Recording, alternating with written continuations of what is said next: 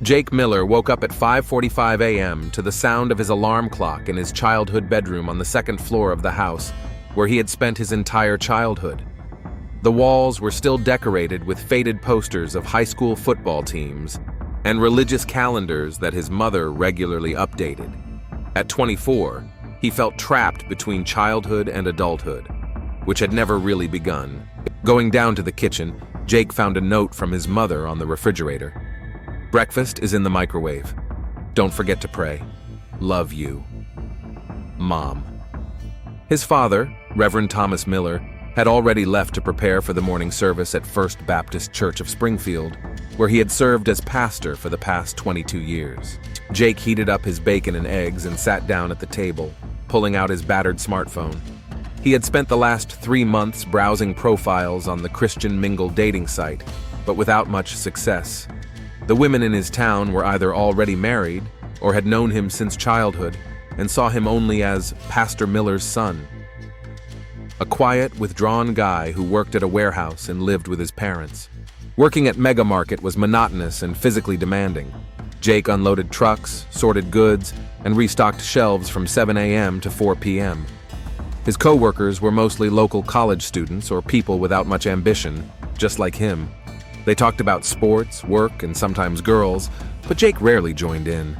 During his lunch break, sitting in his beat-up 2015 Ford Focus in the parking lot, Jake opened the dating app again.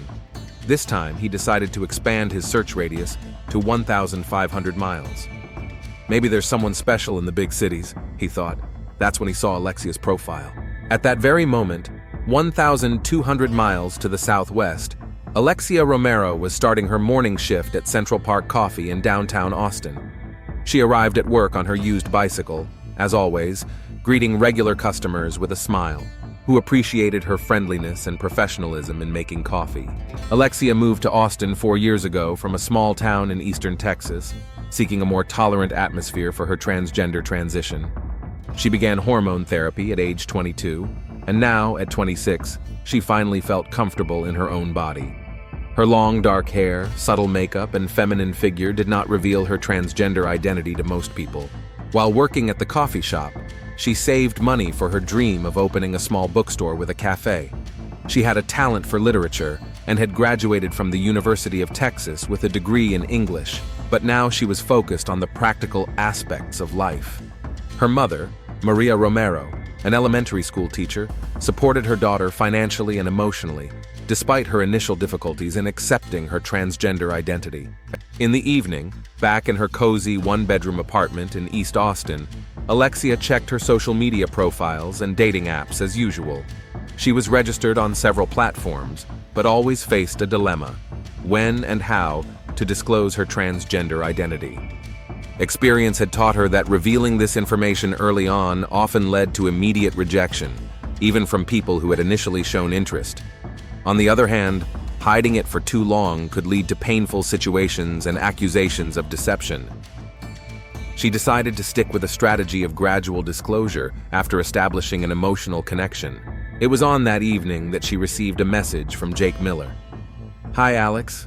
I saw your profile and thought you seemed really interesting. I'm Jake from Missouri. I love reading just like you, especially history and biographies.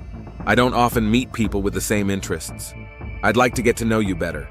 Alexia studied his profile. Jake looked like a typical Midwestern guy. Blonde hair, blue eyes, athletic build. His photos were simple and honest. No gym poses or flashy lifestyle shots. In his profile, he described himself as a simple guy looking for a real connection, mentioning his love of reading, hiking, and classic movies. The fact that he wasn't put off by the 1,200-mile distance intrigued her. Most people were looking for someone nearby for casual encounters. Jake seemed to be looking for something deeper. "Hi, Jake," she replied. "Nice to meet you. Missouri is far away. What made you look so far from home? And what's your favorite historical biography?" Thus began their digital romance. Over the next few weeks, Jake and Alexia exchanged messages daily. Their conversations started with simple questions about work and hobbies, but quickly delved into more personal topics. Jake talked about his feeling of stagnation in a small town, the pressure of his religious upbringing, and his desire to find someone who understood his dreams of a more meaningful life. Alexia shared her plans for a bookstore, told him about Austin's cultural life, and shared her philosophical thoughts on literature and life. She was careful not to mention her transgender identity, but she was honest about everything else. Jake was captivated by her intelligence and emotional depth. Unlike the girls in his town, Alexia could talk for hours about books, ideas, and dreams for the future. She didn't judge him for living with his parents or working in a warehouse. Instead, she saw potential in him that he didn't see in himself. "You know, Alex," he wrote one evening, "I've never met anyone who understands me the way you do. Sometimes I feel like we're meant to be together, despite the distance." Alexia felt warmth from his words, but also a growing anxiety. The deeper their relationship became, the harder it was to find the right moment to talk about her identity. She knew that Jake had grown up in a conservative religious family, and that worried her. After a month of communicating, Jake suggested they talk on video chat. Alexia agreed, but insisted that they make a few audio calls first. Her voice was soft and feminine, the result of years of speech therapy, and Jake was even more charmed by her. When they finally had their first video call, Jake was blown away. Alexia was even more beautiful than in her photos. Natural, sincere, and charming. They talked until 3 in the morning, discussing everything from childhood memories to plans for the future. "I have to see you in person," Jake said at the end of the call. "I know it's crazy, but I'm willing to come to Austin. I've saved up some vacation days and a little money. What do you think about meeting up?" Alexia's heart raced. It was a moment she had both been waiting for and dreading. Meeting in person meant she would have to tell him the truth. But she also felt a deep connection with Jake and hoped that his feelings for her would prove stronger than his prejudices. "I'd like to meet you, Jake," she replied. "But first, there's something important I need to tell you. It's about my past, and I want to be honest with you." "Whatever it is, Alex, it won't change how I feel about you," Jake said with a confidence that would later seem tragically ironic. "We all have a past. What matters is our future together." Alexia took a deep breath. "Okay, let's meet up and I'll tell you everything in person. It'll be better that way." They agreed to meet in 2 weeks. Jake took time off work and booked a cheap motel in Austin. Alexia arranged to switch shifts at the coffee shop with a friend. Both were nervous, but for different reasons. Jake saw this trip as an opportunity to radically change his life. He began to imagine a future with Alexia, perhaps moving to Austin, a new job, a new life away from the suffocating atmosphere of his parents' home and religious expectations. Alexia, meanwhile, was preparing for one of the most important conversations of her life. She rehearsed how she would tell Jake about her transgender identity, hoping that their emotional connection would prove stronger than any prejudices. Neither of them could have imagined how tragically everything would turn out. In the diary she had kept since she was a teenager, Alexia wrote the day before Jake's arrival, "Jake is coming tomorrow. I'm nervous, but also full of hope. Maybe he'll be the person who can accept me completely. I'm tired of hiding part of myself. It's time to be brave." On the last evening before his departure, Jake sat in his room packing his suitcase. His mother asked him where he was going, and he said he was going to meet a friend. His father muttered something about it being time to settle down, but didn't go into details. Looking at his reflection in the mirror, Jake felt a mixture of excitement and anxiety. He had never done anything like this before, never traveled so far for a relationship, never acted so spontaneously, but something about Alexia made him feel alive for the first time in years. Tomorrow everything will change, he thought, as he fell asleep in his childhood bed for the last time. Reverend Thomas Miller noticed a change in his son's behavior over breakfast on Saturday morning. Jake seemed more animated than usual, even humming to himself as he made coffee. In his 24 years as a father, Thomas had learned to read his only child's moods, and what he saw worried him. "Son, you seem different lately," Thomas said, putting aside his notes for Sunday's sermon. "Is there something you want to talk about?" Jake froze for a moment, holding his cup in midair. "Everything's fine, Dad. I just met someone special, online." Thomas frowned. In his worldview, online dating was something suspicious, full of deception and sinful temptations. "Jake, You know how I feel about those dating sites. God intended for us to meet our life partners in the real world, in church, among fellow believers. Dad, she's a believer, Jake lied, although Alexia's religious views had never been discussed in detail. And she's special, smart, kind, understanding. Dorothy Miller, Jake's mother, entered the kitchen when she heard the conversation. A short woman with graying hair, she had devoted her life to her family and her church community. "Who are you talking about?" she asked, pouring herself a cup of coffee. "Jake met a girl on the internet," Thomas said with a hint of disapproval in his voice. Dorothy perked up. She had prayed for years that Jake would find a good Christian girl and settle down. At 24, he was older than most of the men in their community when they got married. "Tell us about her, dear." Jake felt uncomfortable under his parents' intense gaze. "Her name is Alex. She lives in Texas, works in a coffee shop, but she has a college degree. She's smart, and we talk a lot about books and life." "Texas?" Thomas asked. "That's pretty far away for a serious relationship." "I'm going to visit her next week," Jake blurted out, surprising even himself with his spontaneous confession. Silence fell. Dorothy exchanged worried glances with her husband. Jake had never done anything like this before. He was a homebody, predictable and obedient. "Son," Thomas said slowly, "this is a serious decision. You barely know this girl.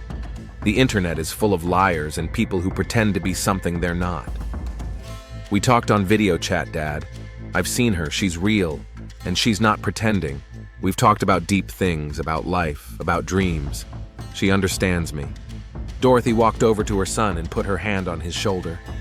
"Jake, honey, we're just worried about you.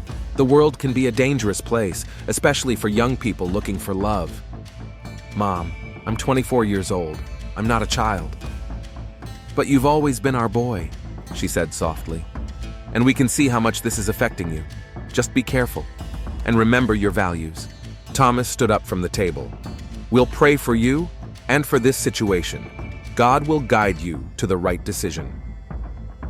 After his parents left, Jake remained alone in the kitchen, feeling a mixture of irritation and guilt.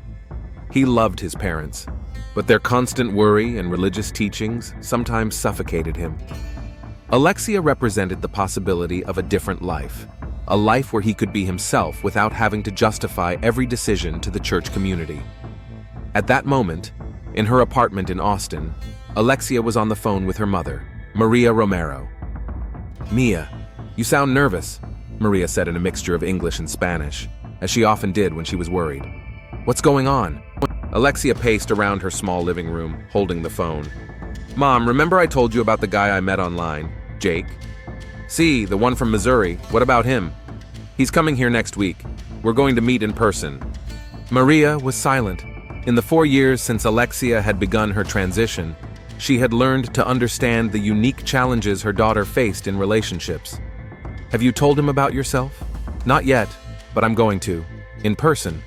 I think it's more honest that way." "Alex, mi amor, are you sure about this? You know how some people react, especially men from conservative places." Alexia stood at the window, looking out at the busy Austin street. "Mom, I can't hide who I am forever. And with Jake, it's different. He's kind and understanding. We talk for hours about deep things. I feel like he can accept me. I just don't want you to get hurt again like last time." Alexia thought of Michael, the guy she had dated 6 months ago. When she told him about her transgender identity after a month of dating, he accused her of cheating and left, leaving behind cruel words that still hurt. "It was different, Mom. Michael wasn't the right person. Jake is different." "Okay, Mia. Just promise me you'll be careful, meet in public places, and if anything goes wrong, call me right away." After talking to her mother, Alexia sat down at her laptop and started writing in her journal, a habit she had kept since she was a teenager. February 22nd, 2024. Jake is coming in 5 days. I haven't slept properly in a week. Part of me is excited. I really feel a connection with him, one I've never felt with anyone before. But another part is afraid. What if he reacts badly? What if all this talk of acceptance and understanding disappears when he finds out the truth? But I can't keep dating people while hiding such an important part of myself. It's not fair to them, and it's destructive for me. Jake seems different. There's depth and emotional maturity in our conversations. He's not like the guys who are only interested in looks or superficial things. I've decided to tell him on our first date. I won't drag it out. Honesty from the start is the only way to build something real. In Springfield, Jake spent his last days before his trip in a state of excited anticipation. He was distracted at work, making mistakes sorting goods, for which he was reprimanded by his boss. "Hey, Miller!" Steve Collins, the warehouse manager, called out. "You're in a la-la land today. What's going on?" "Sorry, Mr. Collins. Just thinking." Thinking is good, but not on the job. We have a schedule to keep. That evening, Jake studied maps of Austin online, read reviews of restaurants and cafes, and planned where he and Alexia could go. He booked a room at the cheap vacation motel on the outskirts of town, all he could afford on his warehouse worker's salary. He also researched Austin as a city. The Texas capital was known for its liberal atmosphere, music scene, and diverse population. It was a world completely different from conservative Springfield. Jake felt that maybe in a place like this, he could find himself. The next day, during his lunch break, Jake decided to stop by the local bookstore. Alexia had mentioned that she loved classic literature, and he wanted to find something special for her as a gift. "Can you help me find something romantic but not corny?" he asked the saleswoman, an elderly woman with kind eyes. "For a special girl?" she smiled. "Yes, she's very smart and loves literature. I want to impress her, but also show her that I understand her." The woman led him to the poetry section. "How about Pablo Neruda? 20 love poems and a song of despair. It's beautiful, passionate, but also intellectual." Jake leafed through the thin volume.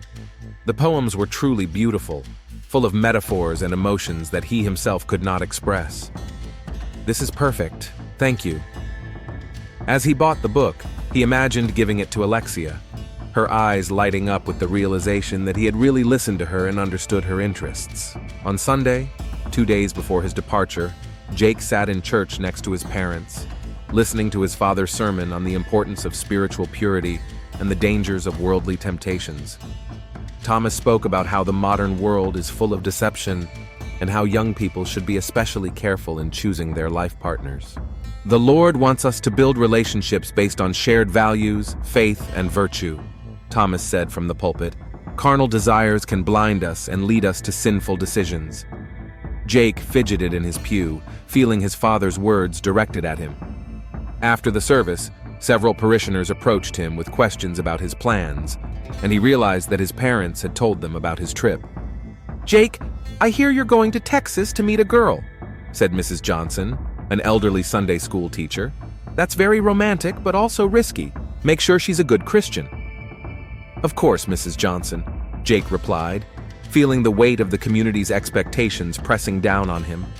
That evening, he had a serious conversation with his parents. Thomas and Dorothy sat down with their son in the living room, and the atmosphere was tense. "Jake," Thomas began, "your mother and I have prayed a lot about this situation. We've decided that we can't stop you. You're a grown man, but we want you to understand our concerns." "I'm listening, Dad." "The internet is a place where people can easily lie. This girl may not be who she seems to be. She may have hidden motives or a past you don't know about." Dorothy leaned forward.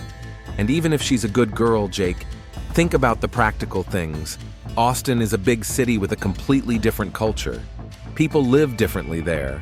They think differently. Are you sure you can be happy in a place like that?" "Mom, I don't know if we're even compatible as people. It's just a date to get to know each other better." "But we can see how much this is affecting you," Dorothy said. "You've changed over the last few weeks. You seem obsessed with this relationship." Jake felt a flash of anger. "I'm not obsessed. I'm just happy. For the first time in a long time, I feel like I have a chance at a real relationship, at real love."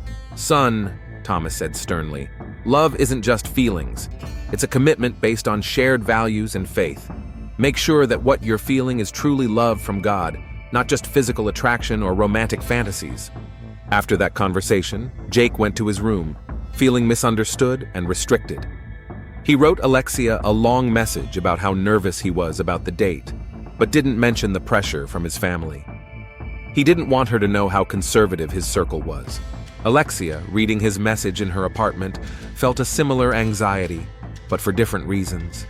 She knew that the next few days would change the trajectory of their relationship forever, either for better or for worse. On the last night before his departure, Jake lay in bed imagining various scenarios for their meeting. In his fantasies, everything went perfectly. They got to know each other better, fell even more in love, and he found a reason to stay in Austin or convinced her to move there with him. He couldn't imagine a single negative outcome. Alexia also had a restless night, rehearsing the conversation that would change everything. She knew she had to be honest, but she was also afraid of losing the person who could become the most important person in her life. The plane landed at Austin Bergstrom Airport at 2:20 p.m. on Wednesday, February 28th. Jake gripped the armrests of his seat during the landing. It was only his second flight ever. The first was as a child, when his family flew to visit his grandmother in Oklahoma. Now at 24, he felt like an explorer setting out into uncharted territory. As he stepped off the plane with a small backpack and a copy of Neruda in his jacket pocket, Jake felt a mixture of excitement and nervousness. Austin's airport was larger and busier than he had expected. Live music was playing. Local musicians were performing at the exits, creating an atmosphere that was radically different from the quiet town of Springfield. He rented the cheapest car he could find, an old Toyota Corolla with 200,000 miles on it. The GPS directed him to the cheap rest motel on the south side of town. Driving through Austin, Jake was struck by the diversity: colorful graffiti on buildings, people in unusual clothes, restaurants serving cuisines from around the world. It was all so far removed from the monotony of his hometown. The motel was exactly what you'd expect for $45 a night: faded paint, the smell of cigarettes in the hallways, and creaky doors. But Jake didn't care. He took a shower, changed into his best shirt, a blue plaid one he usually wore to church, and wrote Alexia a message. "Hi, Alex. I'm in Austin. I'm a little nervous, but I'm really looking forward to finally meeting you. Where would you like to meet?" The reply came a few minutes later. "Hi. I'm nervous too, but in a good way. How about we meet at Central Park Coffee? It's where I work, but I have the day off today. The address is 4001 North Lamar Boulevard. See you at 5 p.m. Jake agreed and spent the next 2 hours wandering around downtown Austin, trying to calm his nerves. He stopped by Book People, one of the largest independent bookstores in the country. The place was huge, filled with people of all ages reading, discussing books, and working on their laptops.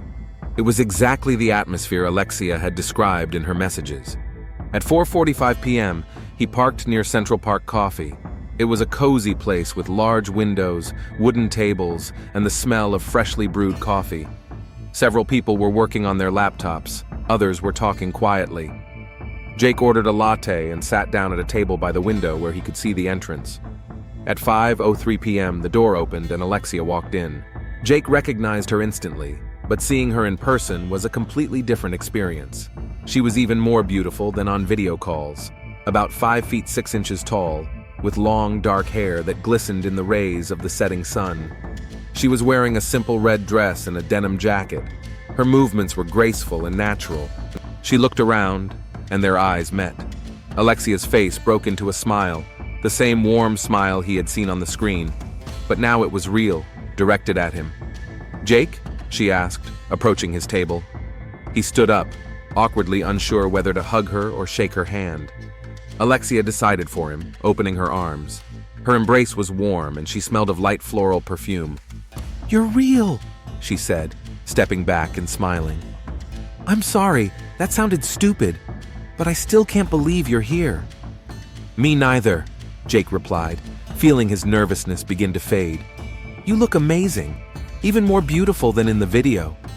They sat down across from each other, and at first the conversation was a little awkward. The classic first date awkwardness, when people who have spent hours talking online suddenly don't know what to say in person. But gradually, they relaxed. "How was your flight?" Alexia asked, playing with her napkin. "Fine. A little turbulence, but I survived. Austin isn't at all what I expected. I mean, I've read about it, but seeing it with my own eyes is completely different." "What surprised you the most?" Jake thought for a moment. The diversity. In Springfield, everything is predictable. Here, every neighborhood is like a different world. And people seem more open? Alexia smiled. Yes, that's one of the things I like about it. People can be themselves without fear of judgment. At least, more so than in other places. Something in her tone made Jake look at her more closely. There seemed to be a hidden meaning in her words, but he couldn't figure out what it was. They ordered more coffee and the conversation flowed more naturally. Alexia told him about her plans to open a bookstore and showed him photos on her phone of possible locations she was considering. Jake told her about his job at the warehouse, but more about his dreams, maybe going back to college to study history or journalism. You know, he said, talking to you, I feel like I have real plans for the future for the first time in years, not just existing from day to day. Alexia reached across the table and touched his fingers. Jake, you underestimate yourself. In our conversations, I've seen an intelligent, sensitive man with tremendous potential. The touch of her hand sent an electric jolt through his body. Her skin was soft, warm, real. By 6:30 p.m., the coffee shop was filling up with the evening crowd, and conversation became more difficult. Alexia suggested they take a walk in the nearby Zilker Park. They strolled slowly along the paths, continuing the conversation that had begun a month ago on the internet. Can I ask you a personal question? Jake asked when they stopped at a small pond. Sure. Have you ever felt like you're not living the life you were meant to live? Like you're stuck in someone else's story? Alexia froze. The question hit home, but not in the way Jake had intended. Yes, she said quietly. For most of my life, I've felt that way. How did you cope with that? I found a way to become who I was meant to be. It wasn't easy, and not everyone understands. Jake turned to her, seeing the seriousness in her eyes. Alex, whatever it is, you can tell me. I won't judge you. Alexia felt her heart beat faster. This was the moment she had been waiting for and dreading. Jake, there's something important about my past that I need to tell you. Something that might change the way you see me. Nothing can do that, he said, taking her hands. Alex, this past month, I've gotten to know you as a person. Whatever happened in your past doesn't change who you are now. Alexia took a deep breath. The sun was setting, casting long shadows across the park. Other couples, families with children, people walking their dogs passed by, the usual evening life of a big city. Jake, when I was born, the doctors registered me as a boy, but I always knew I was a girl. At 22, I began my medical transition. I am a transgender woman. Silence. Jake blinked several times, as if trying to process the words. His hands, which were holding hers, froze. What does that mean? He asked, even though on some level he understood. It means that I was born in a male body, but I've always been a woman inside. For the past 4 years, I've been taking hormones and have had several surgeries. Now my body matches who I am inside. Jake let go of her hands and took a step back. His face turned pale. You were a man? No, Jake. I was never a man. I had a male body, but I've always been a woman. The difference is important. But Jake didn't hear the subtleties of her explanation. Images from his childhood swirled in his head, his father's sermons about the natural order, Bible verses about God creating them male and female, conversations at church about the sin of homosexuality and the perversions of the modern world. You lied to me, he said, his voice growing colder. You've been lying to me all this month. I've never lied about who I am, Jake. I'm a woman. Everything I've told you about myself is the truth. I just didn't mention my medical history. Medical history? Jake raised his voice, and several passers-by turned to look. You were born a man. That's not medical history, that's this. He couldn't find the words. His world had suddenly been turned upside down. The woman he thought he was falling in love with, the woman he had driven 1,200 miles for, was not who he thought she was. Jake, please listen to me, Alexia said, her voice filled with desperation. I'm the same Alex you've been talking to all this time. The same woman who shared her dreams with you, who listened to your plans, who... No, he interrupted her. You're not a woman. You're a man pretending to be a woman. God, what am I doing? The words hit Alexia like a physical blow. She had seen that look before, a mixture of disgust, fear, and anger. But coming from Jake, It was especially painful because she had truly believed that he could be different. "Jake, you know me. You know my heart, my mind, my soul. Is biology really more important than all of that?" "Biology is everything," he shouted. "God created us male and female for a reason. You can't just decide to change what God gave you." Alexia felt tears welling up in her eyes. "Jake, please. I didn't decide to change anything. I just became who I've always been inside. It's not a choice. It's a perversion," he said, his voice hardening. "My father was right. He warned me about the internet, about people who pretend to be something they're not. I'm not pretending. You lied to me. You made me think you were a real woman. I am a real woman." They stood facing each other in the setting sun, and the gap between them seemed insurmountable. Jake looked at her, and in his eyes, Alexia saw something that frightened her. Not just disappointment or anger, but something darker. "I spent all my savings to come here," he said quietly. "I told my parents, my colleagues. I thought I had finally found someone special." "Jake, you did. I'm still the same."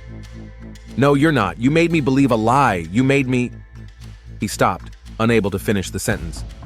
"What? Made you what?" "Nothing. Forget it." But Alexia saw in his eyes what he didn't say out loud. He felt betrayed, not only emotionally, but also physically. In his religious worldview, feeling attracted to someone he now considered a man was not just a disappointment. It was an assault on his self-image. "Jake, you're a smart man. You can understand that gender is more complicated than just biology at birth. Science shows that. Don't talk to me about science," he exploded. "I know what the Bible says. I know what's natural and what's not." Several families with children passing by quickened their pace, sensing the tension. Alexia looked back and realized they were attracting attention. "Maybe we should talk somewhere more private," she suggested. Jake hesitated. Part of him just wanted to walk away, get in the rental car and drive straight to the airport. But another part, a darker part, full of anger and a sense of betrayal, wanted to continue this conversation. "Okay," he said, "but not at my motel and not at your place. Somewhere neutral." Alexia suggested a small restaurant near the park where they could sit in a quiet corner. They walked there in silence, each lost in their own thoughts. Jake tried to replay every conversation they had had, every feeling he had had for her. Was it all a lie? Did his attraction to her make him wrong? Alexia thought about how many times she had been through this, how each rejection had made her more cautious, more defensive. But with Jake, she had allowed herself to hope. And now that hope was turning into a familiar pain.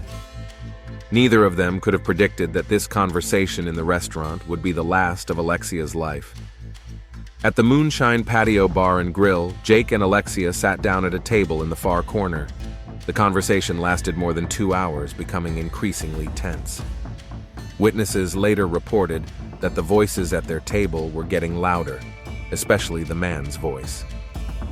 At around 9:30 p.m., they left the restaurant and were last seen together walking toward the parking lot. What happened next could only be pieced together by a police investigation.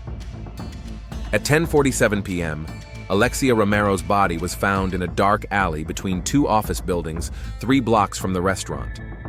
She had been strangled to death. There were no signs of robbery. Her wallet, phone, and jewelry were untouched. The body was discovered by Marcus Williams, a 34-year-old security guard who was making his usual rounds of the Austin Plaza office complex. At 10:45 p.m., he heard sounds of a struggle coming from the alley, and a few minutes later saw a man quickly exiting onto the street. Marcus shouted at him, but the stranger got into a light-colored car and drove away. After checking the alley, the security guard found Alexia.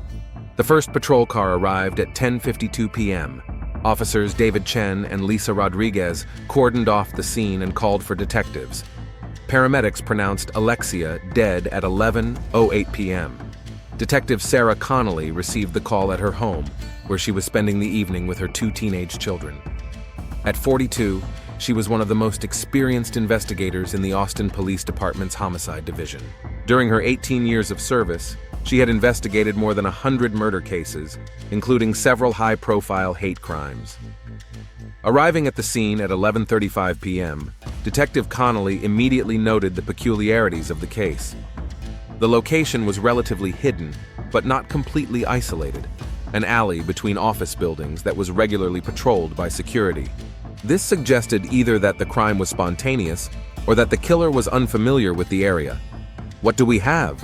she asked Sergeant Michael Thompson, who was coordinating the initial response at the crime scene. The victim is Alexia Romero, 26, who worked at a coffee shop in the city center. Strangulation, presumably by hands. No signs of robbery or sexual assault. A security guard saw a suspicious man leaving the scene. Connolly approached the body, which had not yet been moved. Alexia was lying on her back, her red dress torn but not removed. There were bruises on her neck indicating strangulation. Her face was turned upward, her eyes closed. "Are the forensic team already working?" the detective asked. "Yes, they've been here for half an hour. Jeffrey is photographing the scene and Melanie is collecting evidence." Jeffrey Park, a forensic scientist with 15 years of experience, showed Connolly his initial findings. "We have signs of a struggle, a scratched wall, items scattered from her purse. We found several fibers on her clothing that clearly don't belong to her. They're dark blue, look like cotton. There's also some material under the victim's fingernails, possibly the attacker's skin." Connolly jotted everything down in her notebook. "Time of death?" "The medical examiner hasn't given a definitive time yet, but based on the body temperature, between 10:30 and 11 p.m. The detective turned to the security guard who was giving his statement to Officer Rodriguez. Marcus Williams was nervous, but described the events clearly. "I heard screams around 10:45 p.m., he said. "Not words, just sounds of a struggle. I went to check it out and saw a man coming out of the alley. White, about 6 feet tall, with light hair. He was wearing a blue shirt and dark jeans." "Did you see his face?" Connolly asked. "Not very clearly. It was dark, and he was walking away quickly. But he looked young, maybe 20 to 30 years old. He was walking fast, almost running toward the parking lot." "Did you see a car?" "Light-colored, compact, maybe white or silver. Not local plates, but I couldn't make out the details." Connolly wrote down the description and instructed the officers to check surveillance cameras in the area. There were many cameras in downtown Austin, on buildings, in parking lots, and at ATMs. The next step was to visit Moonshine Patio Bar and Grill, where Alexia was last seen alive. The restaurant manager, Robert Castro, met the detective at 12:45 a.m. "Yes, I remember that couple," he said. "They sat at a table in the corner for about 2 hours. The guy was clearly upset about something. Their voices were getting louder." "What exactly did you hear?"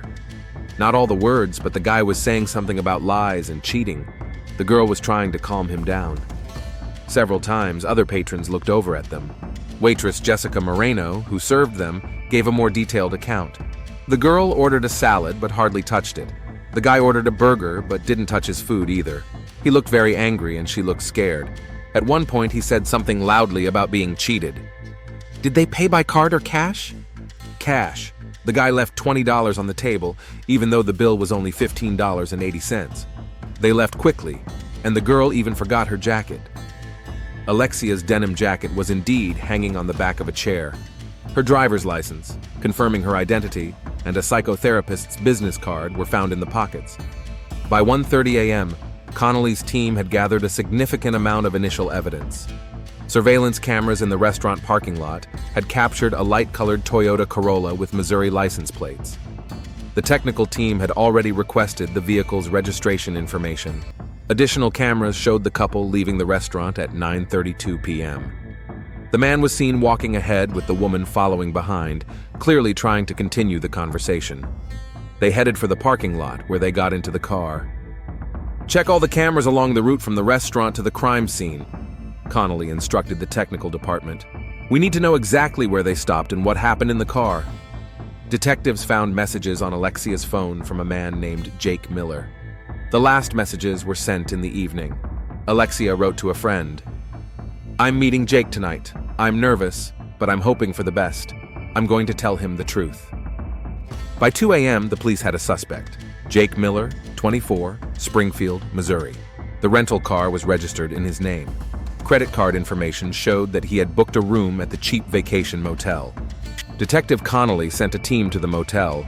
At 2:15 a.m., they found that room 23 was empty, but Jake's belongings were still there. The manager confirmed that the guest had not returned since the evening. "He paid for 2 nights in advance," said night manager Ramon Gutierrez. "He said he was here to meet a girlfriend. He seemed nervous but polite." In the room, forensic investigators found a small backpack with clothes, toiletries, and a book of poems by Pablo Neruda. On the first page was written, "To Alex, my muse. Love, Jake." A search of the room also turned up airport brochures and a printed boarding pass for a flight to Kansas City the next day at 6:40 a.m. "He's planning to flee," Connolly told Sergeant Thompson. "Contact the airport and the airline. We need to stop him before he leaves." At 3 a.m., camera footage confirmed the car's route from the restaurant to the crime scene. One of the recordings showed the car stopping near the alley where the body was found. 2 figures got out of the car, a man and a woman. The man looks aggressive, waving his arms. The woman tries to walk away, but he follows her into the alley. 12 minutes later, the camera shows the man leaving the alley alone, quickly getting into the car and driving away. "We have the killer on video," said technician Dan Kowalski. "The quality isn't perfect, but it's good enough for identification." By 4 a.m., Detective Connolly had a clear picture of the crime. Jake Miller had come to Austin to meet Alexia Romero, whom he had met online. During their meeting, a conflict arose that ended in murder in an alley between office buildings. A psychological profile was beginning to emerge. The suspect's religious upbringing, his isolation in a small town, and possible transphobia all pointed to a hate crime. "We need to contact the Springfield police," Connolly said. "Check his background, talk to his family, and find him before he leaves Texas." A call to the airport confirmed that Jake Miller had not yet checked in for his flight. Security received his description and photo from his Missouri driver's license. At 4:30 a.m., a radio bulletin was sent to all patrol crews in Austin and the surrounding area. Jake Miller was wanted in connection with the murder of Alexia Romero, armed and dangerous. Detective Connolly knew that the next few hours would be critical. The suspect was on the run, possibly trying to leave the state. Every minute increased the chances that he would escape justice, but she had experience and determination. In her 18 years on the job, she had seen too many victims of hate crimes. Alexia Romero deserved justice, and her family deserved answers. At 5:15 a.m., Connolly received a call from the airport duty sergeant. "Detective, we have your suspect. Jake Miller just walked up to the check-in counter. We're detaining him." Jake Miller was standing in line to check in at Austin Bergstrom Airport when 2 security officers approached him from behind. It was 5:18 a.m., and the terminal was nearly empty, making the arrest quick and inconspicuous. "Jake Miller?" asked the senior officer, Sergeant Robert Kish. Jake turned around, and the officers immediately noticed the scratches on his neck and the torn fabric on his shirt sleeve. His eyes were red from lack of sleep, his face pale. "Yes, that's me," he replied quietly, as if he already knew why they had come. "You need to come with us. The Austin Police Department would like to ask you a few questions." Jake didn't resist. He silently allowed them to handcuff him and escort him to the waiting car.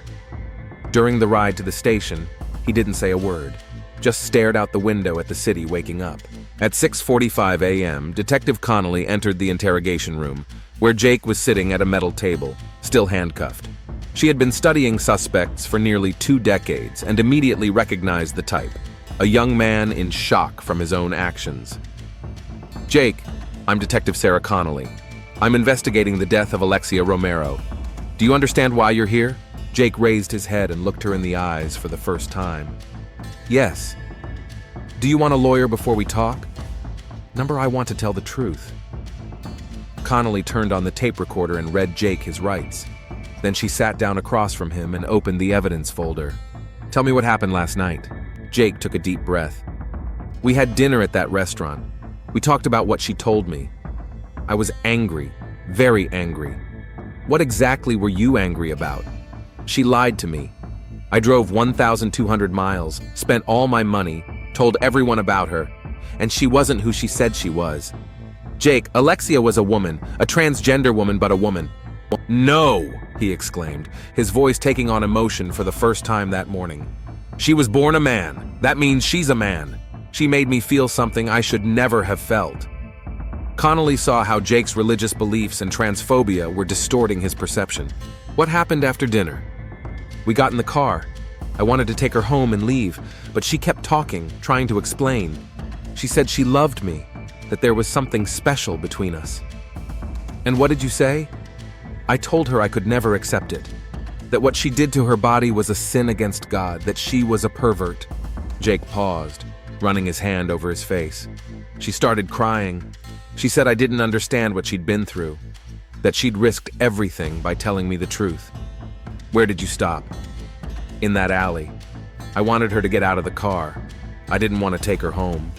But when we got out, she grabbed my arm and asked me to give her a chance to explain. Connolly leaned forward. What happened next, Jake? I don't remember exactly.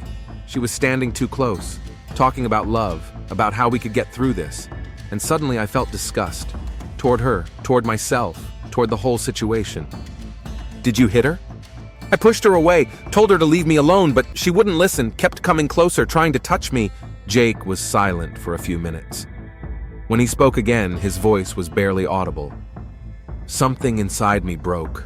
All those weeks of talking, all my feelings for her, it was all a lie. I felt used, betrayed, and when she tried to hug me, what did you do? I grabbed her by the throat. I just wanted her to stop talking, stop trying to touch me. But I couldn't stop. She tried to scratch me, fight me off, but I was stronger. Connolly felt nauseous listening to the confession, but she maintained her professional composure.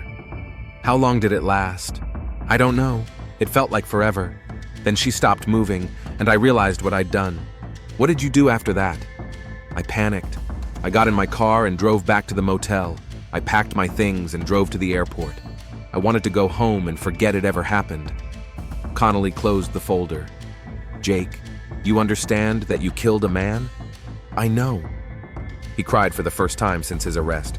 I never wanted this. I'm not a murderer. I just couldn't handle it.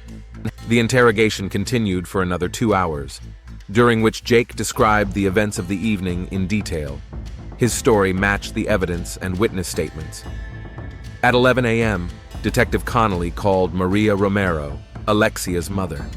The conversation was one of the most difficult of her career. Mrs. Romero, I'm Detective Connolly with the Austin Police Department. I have news about your daughter. The silence on the other end of the line was deafening. We have arrested a suspect in Alexia's murder.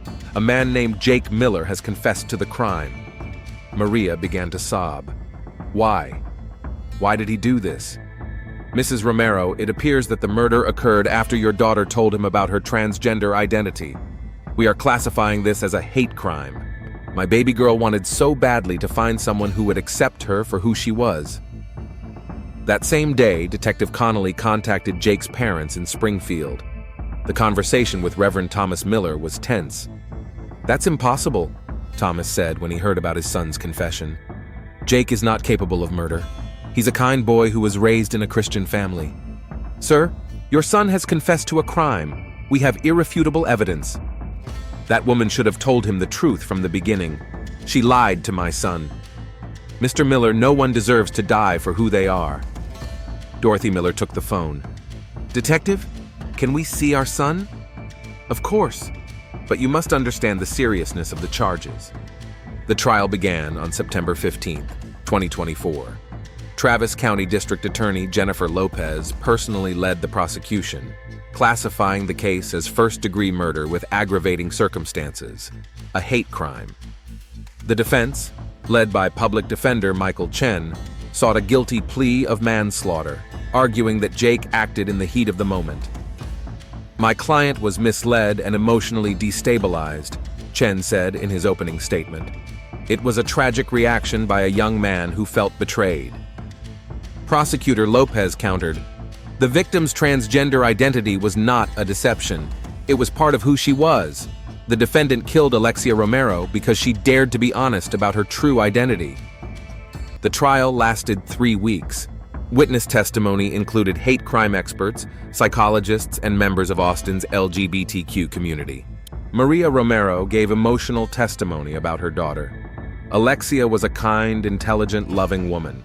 She was working to fulfill her dream of opening a bookstore. She deserved love, not hate. Reverend Thomas Miller also testified on behalf of his son. Jake was raised with clear moral values. What happened is contrary to everything we taught him. The prosecution psychiatrist, Dr. Susan Wright, explained the mechanisms of transphobia to the jury.